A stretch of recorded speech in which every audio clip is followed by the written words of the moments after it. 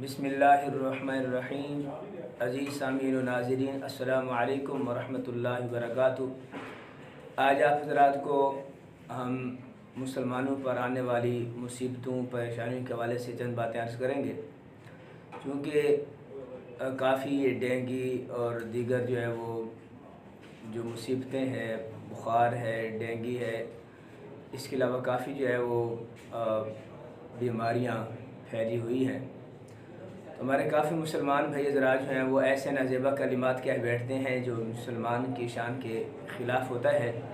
اس حوالے سے ہم آپ کو چند باتیں عرض کریں گے۔ پہلی بات تو یہ ہے کہ ہم آپ کو یہ بتاتے چلیں، قرآن کریم کا اگر تھوڑا مطالعہ فرمائیں تو قرآن کریم کی واضح آیات موجود ہیں۔ اللہ فرماتا ہے الذی خلق الموت والحیات لیبلوکم ایکم احسن عملا، فرمایا ہم نے تمہیں پیدا فرمایا اور موت اور حیات کو پیدا فرمایا، کیوں؟ فرمایا کہ تاکہ تمہیں آزمائیں کہ دیکھیں تم میں سے اچھے عمل کون کر کے آتا ہے۔ یہ بات یاد رکھیں، زندگی ایک آزمائش کا نام ہے، دنیا میں آزمائش آتی رہتی ہیں۔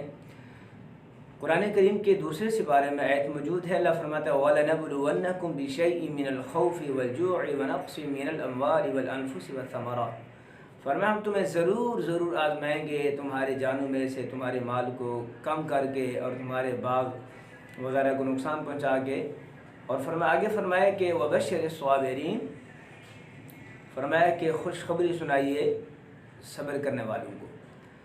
تو میرے بھائیوں، چونکہ زندگی ایک آزمائش کا نام ہے، ظاہر ہے آزمائشیں پھر مختلف طرح کی آتی ہیں۔ نبی پاک صلی اللہ علیہ وسلم سے ایک صحابی نے عرض کیا، یا رسول اللہ صلی اللہ علیہ وسلم، سب سے زیادہ مصیبتیں، پریشانیاں، ٹینشنیں، دکھ کس کو آتے ہیں؟ تو نبی علیہ السلام نے فرمایا سب سے زیادہ جو دکھ دنیا میں دیکھے جاتے ہیں، جو دیکھتے ہیں، یا دنیا میں جن کو دکھ اللہ تبارک تعالیٰ کی طرف سے ملتے ہیں، وہ جو ہے وہ اللہ کے پیارے نبی ہوتے ہیں۔ سب سے زیادہ دکھ پریشانیاں جو دیکھتے ہیں وہ اللہ کے انبیاء کرام علیہ السلام ہیں۔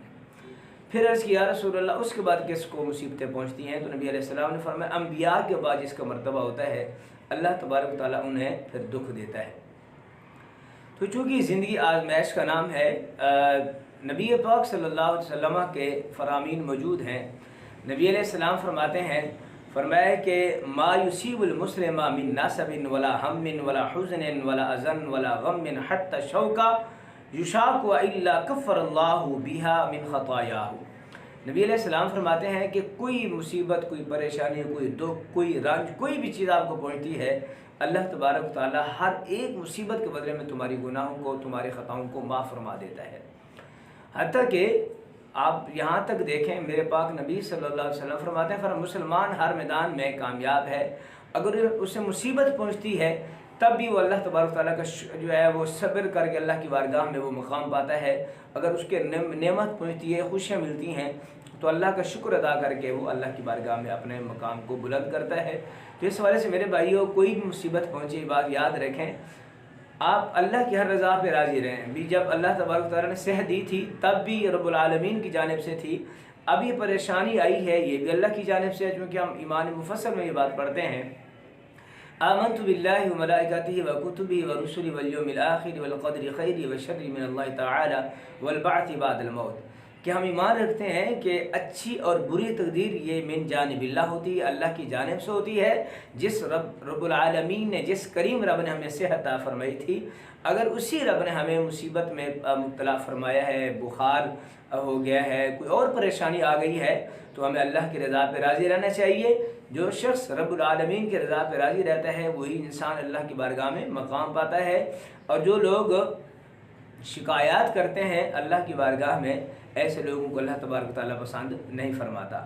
تو لہٰذا ہمیں جو ہے وہ اگر کوئی پریشانی آ جائے تو پریشانی کے وقت ہمیں موت کی تمنا کرنا جائز نہیں ہے۔ اگر ایسی پریشانی بعض اوقات انسان سمجھتا ہے کہ اب میرا کوئی برسان حال نہیں ہے، اب تو میں گیا، تو نبی علیہ السلام نے فرمایا لا یتمنى احدکم الموت، فرمایا کہ احدکم الموت، فرمایا تم میں سے کوئی شخص جو ہے وہ موت کی تمنا نہ کرے۔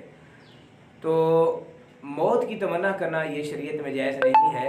ہاں، نبی علیہ السلام فرماتے ہیں اگر کوئی مصیبت پہنچے تو پھر یوں کہ اللہم احینی ما کانت الحیات خیر لی وتوفنی اذا کانت الوفات خیر لی، یا الہی جب تک میرے لیے زندگی میری بہتر ہے، میرے حق میں، تو الہی مجھے زندگی عطا فرما، اور اگر میرے حق میں مرنا بہتر ہے تو الہی پھر مجھے موت عطا فرما۔ یہ طریقہ ہونا چاہیے کہ جب اللہ نہ کرے کوئی اس طرح کی مصیبت آ جائے، پریشانی آ جائے، تو ہم آپ کی پیغام دینا چاہتے ہیں میرے بھائیوں کو، اگر کوئی پریشانی آتی بھی ہے، آپ یقین فرمائیے میرے پاک نبی فرماتے ہیں اگر تمہیں کانٹا بھی چبھتا ہے تو کانٹا چبھنے کے بدلے میں اللہ تعالیٰ تمہارے گناہ معاف فرما دیتا ہے۔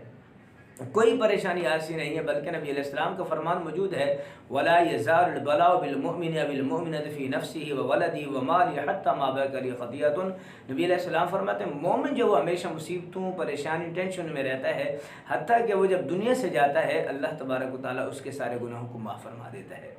تو کوئی بھی آپ کو پریشانی آتی ہے، ٹینشن آتی ہے تو یہ مت سمجھیں کہ جناب اس کا کوئی متبادل مجھے نہیں ملے گا، بلکہ جامع ترمذی کی روایت موجود ہے، نبی علیہ السلام فرماتے ہیں کل قیامت کے دن صبر کرنے والوں کو جب بارگاہ رب العزت سے اجر سے نوازا جا رہا ہوگا، تو جن لوگوں کو دنیا میں ٹینشنیں، پریشانی نہیں آتی، بڑی ایک کمال لائف گزاری تھی بغیر جناب کسی دکھ دیکھے، تو وہ لوگ اللہ کی بارگاہ میں خواہش کریں گے الہی کاش ہمارے جسموں کو کینچیوں، چھریوں سے کاٹا جاتا، ہمارے جسم کی بوٹیں کی جاتی تو ہم اس مصیبت پر صبر کرتے۔ تو آج یہ جو مصیبت زدہ لوگوں کو اتنا صبر کا جو انعام دیا جا رہا ہے، تو پھر ہمیں بھی اللہ کی بارگاہ سے ہی اس کا اجر ملتا۔ تو اس وقت انہیں اس بات کا احساس ہوگا جو دنیا میں مصیبتیں اور پریشانی آتی ہیں، یہ بارگاہ رب العزت سے کتنے انعامات کا سبب بنتی ہیں۔ اور قرآن کریم کا واضح اعلان ہے انما یوفی الصابرون اجرهم بغیر حساب، فرمایا کہ ہم صبر کرنے والے لوگوں کو بغیر حساب کے اجر عطا فرمائیں گے۔ اور علماء فرماتے ہیں قرآن کریم کا یہ واحد عمل ہے قرآن کریم میں کہ جس کا جو اجر ہے وہ بغیر حساب کے رب العالمین نے بیان فرمایا ہے۔ اور دوسری حدیث پاک ہے نبی علیہ السلام فرمایا الصبر مفتاح الجنہ، فرمایا صبر تو جنت کی چابی ہے۔ تو اس حوالے سے میرے بھائی کوئی مصیبت ہے، کوئی پریشانی ہے، یہ رب العالمین کی جانب سے ہوتی ہے، تو ہمیں کسی مصیبت کو برا بھلا نہیں کہنا چاہیے۔ نبی پاک صلی اللہ علیہ وسلم کے صحابی حضرت عبداللہ بن مسعود رضی اللہ تعالیٰ عنہ حضور کی بارگاہ میں حاضر ہوئے، تو نبی پاک کی طبیعت ناساز تھی، آپ کی مبارک طبیعت ناساز تھی، تو عرض کیا رسول اللہ لگتا ہے آپ کو بخار ہے؟ نبی پاک فرمایا ہاں جی مجھے 2 بندوں کے برابر بخار ہے۔ تو پھر عرض کیا رسول اللہ اگر آپ کو 2 بندوں کے برابر بخار ہے تو پھر اجر بھی آپ کو اتنا ہی عطا ہوگا؟ فرمایا ہاں اجر بھی مجھے اللہ کی بارگاہ سے اتنا ملے گا۔ تو جتنا بڑی مصیبت ہوتی ہے اتنا بڑا اجر ہوتا ہے۔ اس حوالے سے کوئی مصیبت آئے، کوئی پریشانی آئے تو اس حوالے سے ہمیں اللہ کی بارگاہ میں اس کا شکر ادا کرنے چاہیے، مالک ہم تیری رضا پہ راضی ہیں، صحت بھی تیری جانب سے تھی اور یہ پریشانی یہی مالک یہ بھی تیری جانب سے ہے، تو کوئی حرف شکایت زبان پر نہیں لانا چاہیے۔ اللہ تعالی ہمیں اور پوری امت مسلمہ کو ہر قسم کی پریشانی، مصیبتوں سے محفوظ فرمائے۔